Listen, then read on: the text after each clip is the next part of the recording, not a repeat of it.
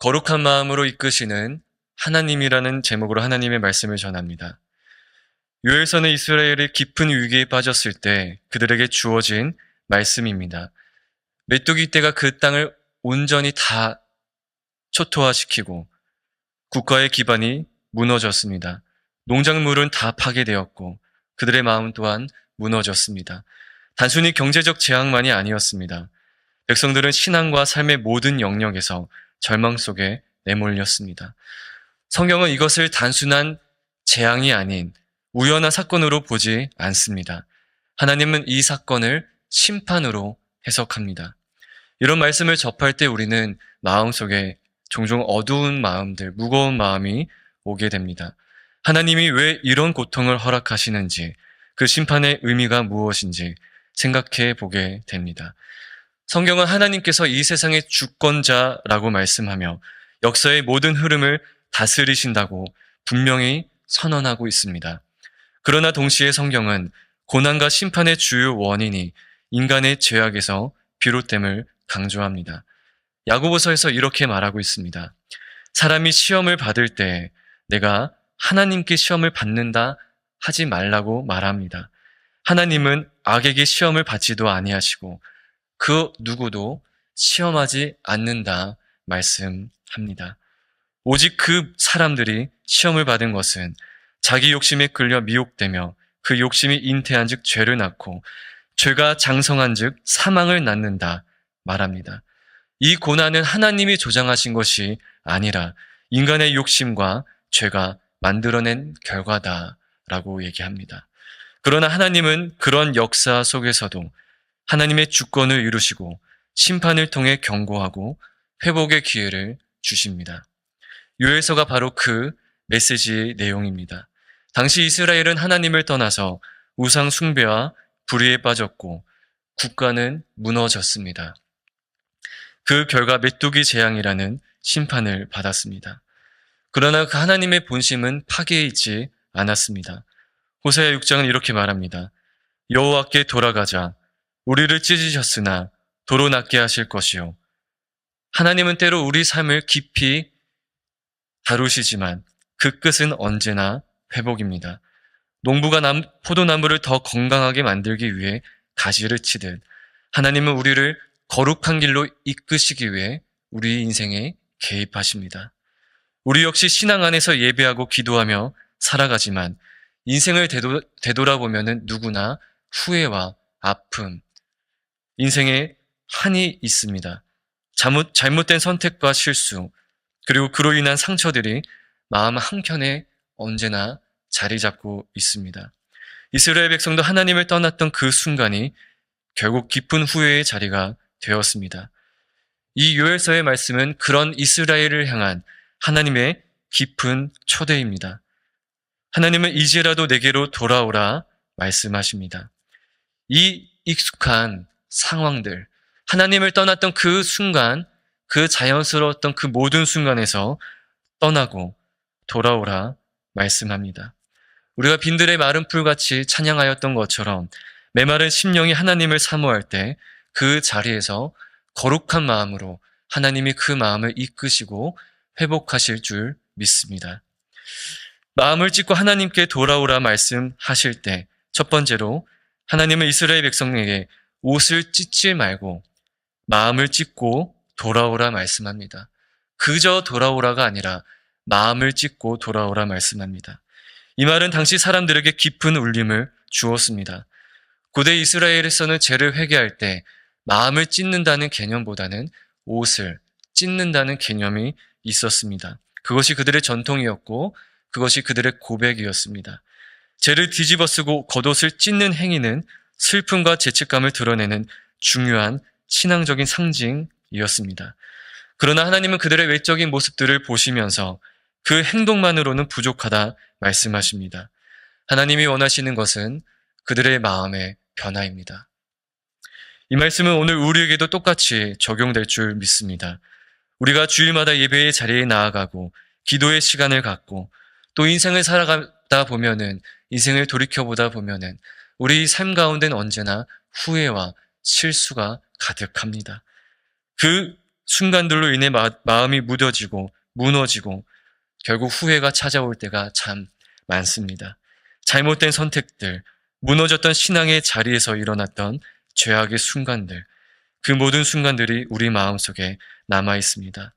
하나님은 그런 우리를 향해 돌아오라 말씀하십니다.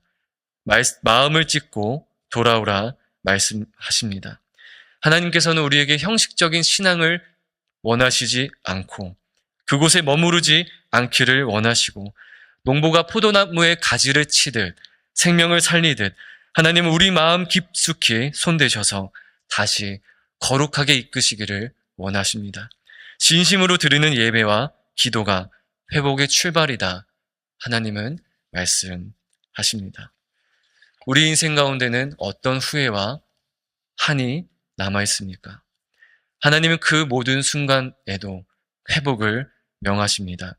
두 번째로 백성이 진심으로 하나님께 돌아올 때 하나님은 반드시 응답하십니다. 요엘은 이렇게 증언합니다. 여호와께서 자기 땅을 위하여 열심을 내시고 그 백성을 불쌍히 여기셨다. 그 마음을 고백하고 있습니다. 메뚜기 떼로 황폐해진 땅에 그 사람들은 어떤 심정이었을까요? 그들이 모아놨던 모든 것들이 무너졌고 그들의 원했던 그 순간들이 다 무너졌습니다. 꿈을 꾸었고 소망을 두었던 모든 것들이 다 사라졌던 그때입니다. 여호와께서는 말씀하셨던 것처럼 자기 땅을 위하여 열심을 내시겠다 말씀하십니다. 그 백성을 불쌍히 여기셨기 때문이라 말합니다. 메뚜기 떼로 황폐해진 땅에 하나님은 다시 비를 주시고 그 땅은 새 생명을 품게 될 것이라 말합니다. 특히 이렇게 약속합니다. 내가 전에 너희에게 보낸 큰 군대 곧 메뚜기와 느치와 황충과 팥중이가 먹은 횟수대로 무엇이라 말하죠? 너에게 갚아준다 말합니다. 다시 말합니다.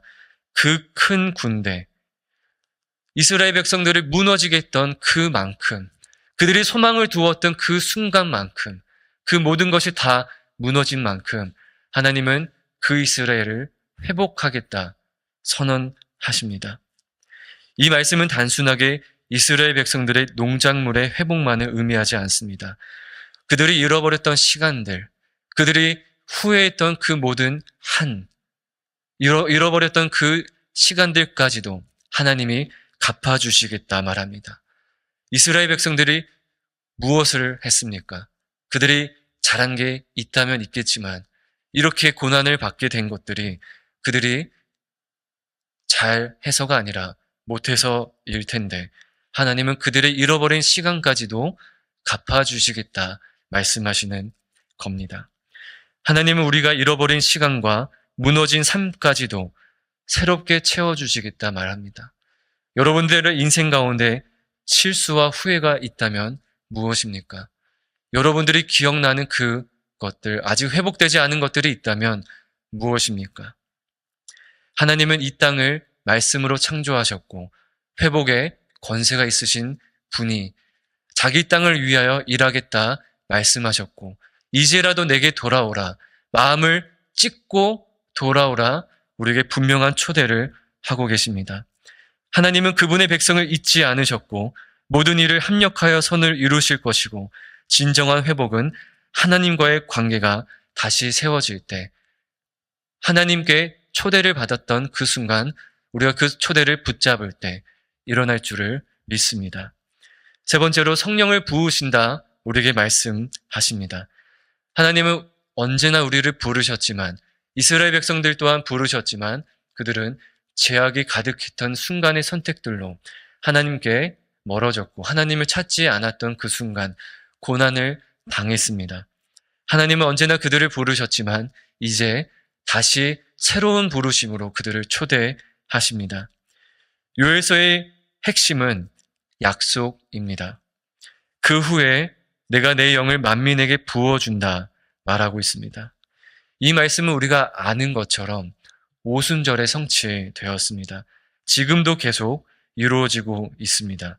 성령이 임하시면 우리의 삶은 단순히 변화되는 것이 아니라 새롭게 시작될 줄을 믿습니다.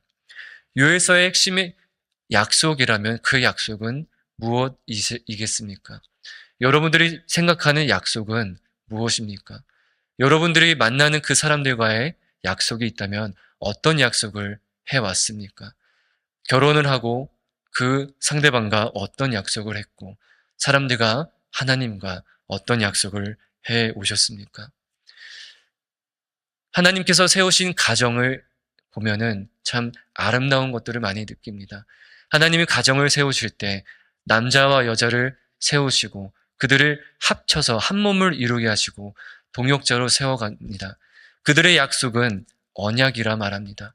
언약은 하나님 앞에서 그 둘이 고백을 드리는 것이고 그 둘이 하나님 앞에 약속을 할 때 이 사람이 아니면 나는 죽겠다와 같은 고백입니다. 하나님께 약속을 드릴 때는 이와 같이 마음의 진정한 고백과 약속을 드리는 것이라 말합니다. 여러분들이 생각하는 약속은 무엇입니까? 하나님께 드린 약속이 있다면 어떤 것들이 있으십니까? 성령님은 우리에게 두려움을 몰아내 주겠다 말합니다. 복음을 담대히 전할 수 있는 용기를 주겠다 말합니다.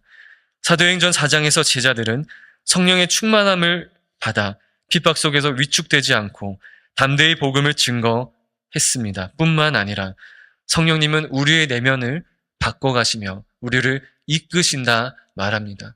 우리를 이끄시는 이유가 무엇입니까? 우리에게 약속하시는 이유가 무엇입니까? 그리고 하나님은 우리에게 원하시는 약속이 있다면 무엇이겠습니까? 하나님의 말씀을 묵상하고 찬양하고 기도할 때, 하나님께 더 나아갈 때 여러분들만의 새로운 약속들이 새롭게 세워지기를 간절히 소망합니다. 하나님은 우리에게 약속을 주십니다. 그 약속은 단지 우리에게 회복을 명하는 것이 아닙니다. 새로운 부르심을 향한 약속을 전하십니다. 우리 인생 가운데 하나님께서는 성령의 열매를 주셨음을 우리는 알고 있습니다. 사랑과 희락과 화평과 오래 참음과 자비와 양선과 충성과 온유와 절제의 열매를 맺게 하신다 우리에게 말씀하십니다. 왜 우리에게 이런 성령의 열매를 주시겠다 말씀하셨습니까? 땅끝까지 복음을 전하라 말씀하셨지만 우리의 내면 가운데 회복을 명하시기 때문입니다. 그 회복이 임할 때 우리 인생 가운데 무엇이 변합니까? 성령의 열매들이 맺어진다 말합니다. 사랑이 세워진다 말합니다.